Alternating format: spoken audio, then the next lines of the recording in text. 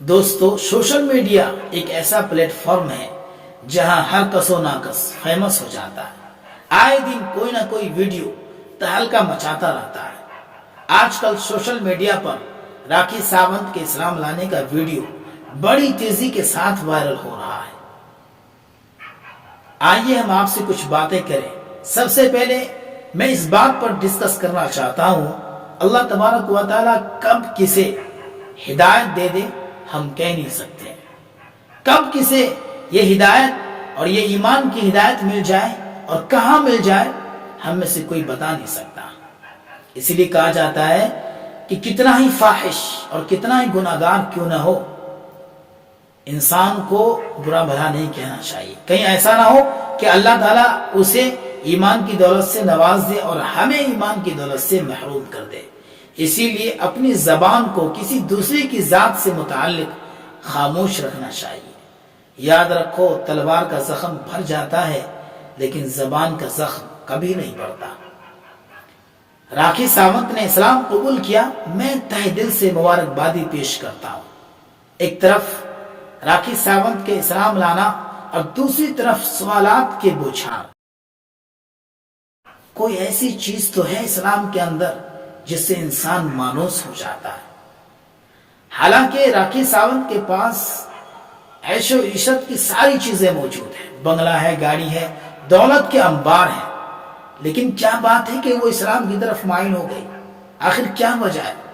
پتہ یہ چلتا ہے کہ اسلام کے اندر اسلام ایک ایسا قانون ہے کہ جو انسان اس کی حقانیت کو اور صحیح ڈھنگ سے اسلام کو سمجھ لیتا ہے وہ انسان اسلام سے مانوس ہو جاتا ہے۔ اسلام کے اندر سکون ہے، طمانینت ہے۔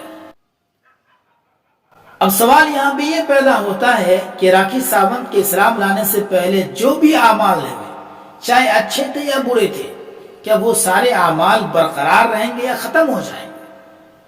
تو دوستوں، میں آپ کو ایک واقعے سے تسلی دینا چاہتا ہوں۔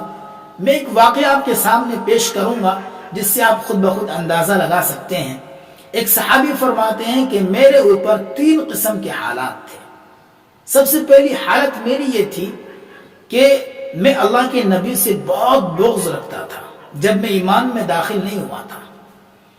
مجھے ہمیشہ ایسا خیال ہوتا تھا کہ میرے اوپر اگر قدرت ہوتی، میں طاقتور ہوتا تو سب سے پہلے میں اللہ کے نبی کو شہید کر دیتا۔ دوسری حالت میری یہ تھی، جب اللہ نے میرے دل میں ایمان کی روشنی جگائی، ایمان کی حقانیت کو جگایا اور میرا دل اسلام کی طرف مائل ہوا، میں اللہ کے نبی کے دربار میں پہنچا، عرض کیا، یا رسول اللہ، آپ اپنا ہاتھ پھیلائیں، میں آپ کے ہاتھ پر بیعت ہونا چاہتا ہوں۔ آپ نے ہاتھ پھیلایا، میں اپنی مٹھی کو بند کر لیا۔ آپ نے فرمایا، اے عمر، کیا ہوا؟ میں نے عرض کیا، رسول اللہ، میں ایک شرط لگانا چاہتا ہوں۔ آپ نے فرمایا، کیا شرط؟ میں نے کہا کہ میں یہ شرط لگانا چاہتا ہوں کہ کیا اسلام لانے کے بعد میری بخشش ہوگی؟ اسلام ان تمام چیزوں کو ختم کر دیتا ہے جو اسلام لانے سے پہلے ہوا تھا۔ اب جس بندے کا ہاتھ راکھی ساونت نے تھاما ہے، اس بندے کے اوپر لازم ہے کہ اس کا ہاتھ کبھی بھی نہ چھوڑے، کبھی دھوکہ نہ دے، کبھی اس سے کے ساتھ نہ اتفاقی نہ ہو۔ ہمیشہ مرتے دم تک راکھی ساونت کا خیال رکھا جائے۔ ایمان کے اندر داخل ہونا یہ کم بڑی بات نہیں ہے۔ بڑی مشقت اور بڑے مجاہدے کے ساتھ آدمی اپنے دل کو بناتا ہے اور اسلام کی طرف مائل ہوتا ہے۔